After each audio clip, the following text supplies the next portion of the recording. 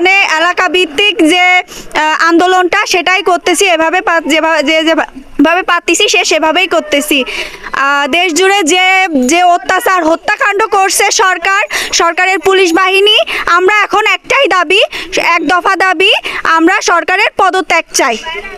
আমরা হচ্ছে দেশের সচেতন শিক্ষার্থী, আমাদেরকে নিয়ে যে মিথ্যা গুজব ছড়ানো হচ্ছে বা আমাদের যে ছাত্র ভাইদের উপর গুলি করা হয়েছে, যে প্রাণ গেছে, যে রক্তপাত হয়েছে, এগুলোর প্রতিবাদ করতেছি।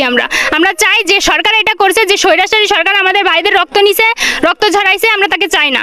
আমরা চাই যে সে পদত্যাগ করুক, তারই বিরুদ্ধে আমরা এই আন্দোলন করতেছি। এখন আমরা মেয়েরা এলাকা ভিত্তিকভাবে যেভাবে পারতেছি আর কি, আমরা চাই আমাদের এই লেখাটা যেন বাইরে পৌঁছায় দেন আপনারা, যে আমরা প্রতিবাদ করছি। আমরা খুবই নোয়াপাড়ার একটা ছোট একটা অঞ্চল হচ্ছে উপশহর, আমরা দেখাই দিতে চাই যে আমরা ওখানে প্রতিবাদ করতে পারি, আমরা বসে নেই এখন, এটাই দেখানোর জন্য আমরা এটা করতেছি আর কি। আমরা সবাইকে আহ্বান করছি যে আমাদের সঙ্গে এসে সবাই প্রতিবাদ করেন একসঙ্গে, এবং এলাকা ভিত্তিকভাবে একটা আন্দোলন শুরু করেন, যেন হচ্ছে আমাদের স্বৈরাচারী সরকার আর না থাকতে পারে। যা আমাদের যে ভাইদের প্রাণ নিছে, এখন আমরা যে আবু সাইদ ভাইকে আঁকছি, এই ভাই যে প্রাণ নিছে, যে ভাই হচ্ছে গুলির সামনে বুক পেতে দিছে,